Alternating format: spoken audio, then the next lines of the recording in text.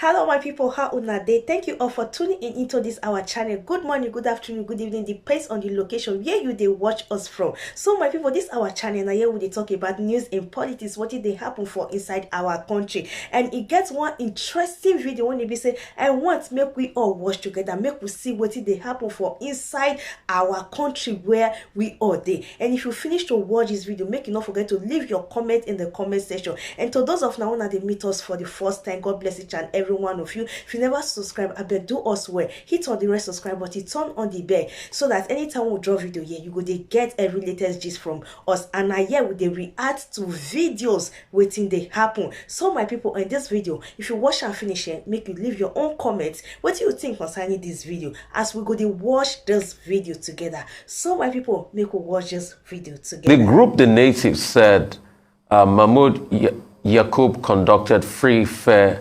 elections. Were these elections free and fair? To a certain extent, yes. That we had an improvement in our electoral process whereby we are driven to technology. And in that tech, all those who are assembled in any polling unit were accredited and recorded by beavers.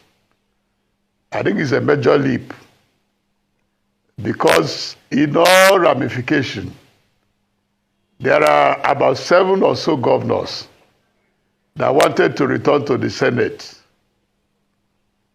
their usual abode for retirement, and they were defeated roundly in their various states. I think it's a major feat. There are the position of our presidential candidate, Asiwaju Bola Ahmed Tinubu, being defeated in Lagos by P2B. We cannot write it off. Mr. President being defeated in Katsina. So when you give an assessment of the election, it is not good to give it 0. It is a mixed bag. Yes, there were flaws, but at the same time, the Nigerian had advanced. I keep on telling people that democracy is not a revolution.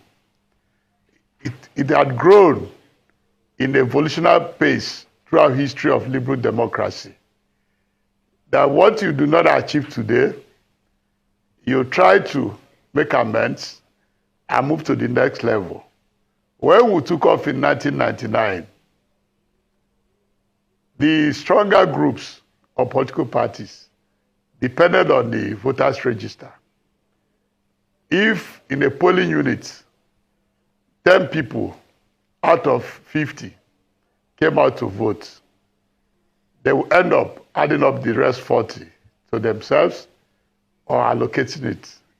I think that era of allocation has gone. And that is what we have come to appreciate. Yes, there were flaws, but at the same time, it is not good to use a black brush and tar the entire process. I will not be part of that. Okay, yesterday there were 2 different groups in Abuja. One around the fountain, another one that went to the headquarters of INEC. But there was something that came out of that protest. In one of the groups, there was a quarrel over monetary entitlements. And these protesters were told that some of them even had weapons, but their main quarrel was not that they were violent, but against the persons who procured their services. And they were saying they had not been paid. Their entitlements had not been met. They came to Abuja with about 100 buses. Why would they not be paid? So how genuine was that, pro-Tinubu protest on Tinubu's mandate will stand? If a political group, has to procure the services of protesters to say INEC did well, our candidate won, and then the other group was saying people should congratulate the president-elect. Should Nigerians be forced to congratulate the president-elect? Let me tell you on this instance that we've defined electioneering process, both post and pre, as a festival of democracy. The campaign is a festival of democracy.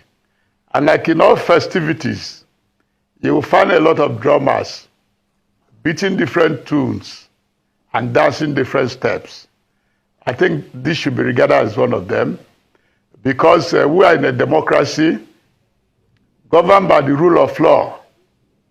And the law had specified sequence of when the political parties will do their primaries, present their candidates, and gave a given timetable for elections. And at the end of the election, results were declared. And if we are dissatisfied with the outcome of the election, then you will head to the tribunal.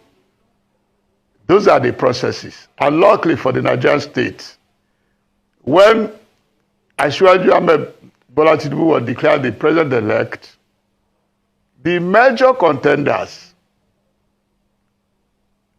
His Excellencies P2B and His Excellency Atiku Abubakar, they all went to the tribunal. I think that is noble and that is gratifying. The next stage will be the outcome.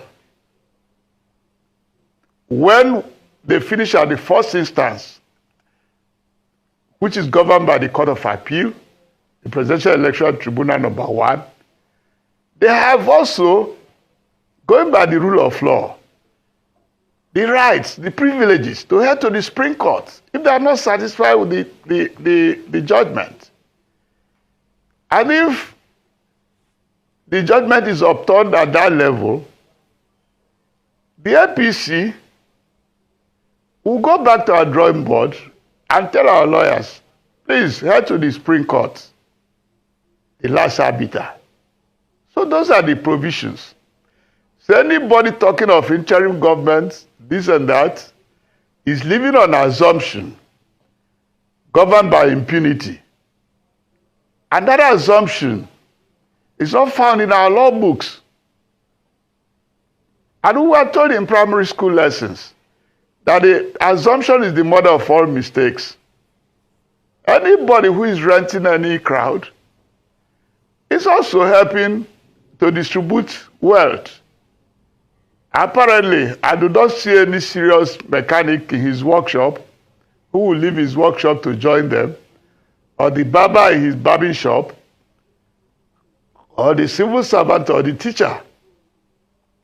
So that's why we're saying that we must do all we can to get a lot of people employed in one way or the other. That unemployment breeds such scenario. Okay. I mean, isn't it funny your justification of unemployment by saying that those distributing money for various crowds help to build wealth, where largely the unemployment numbers increase tremendously under the same government you're serving? So isn't it a pat on the back for the achievements of increasing unemployment for yourself? That's number one. Number two, you said, yes, there were flaws in the election. Let us talk about the flaws. We had ethnic baiting in Lagos, for instance. We had violence. People were macheted. Some people were forced at gunpoint to vote for parties against their choice. So is that what you call just mere flaws? All the international media have condemned our election, most of them, save for one article written by the Washington Post that says, okay, let's look on the bright side. But apart from that, all of them keep saying Nigerian flawed elections. When you look at it critically, is it that you want to discountenance all of this? And let's swap roles. If your party had not benefited from this process, if you had not won the presidential elections, would you say all the things you're saying now? Let me cast your mind back. I'm a student of adversity, politically. In 2003, we were rigged out. Why did you say we were rigged out? We had the majority vote cast. The least they could have done for President Muhammadu Buhari in 2003 2007, 11 is a rerun. And we moved on. For God's sake, we should be also not forgotten that we had the perseverance spirit and the resilience to go for three presidential elections and won at the fourth round. So, as I said, democracy is evolutionary. And in all those stages, we cannot forget how INEC and the officials there insisted on the amendment of the electoral process. We cannot forget Yar'Adua of the blessed memory, who as a president said that the electoral process that brought me to power were flawed, and went ahead to install the Ways panel. And from then on, our election today in 2023, by any comparison,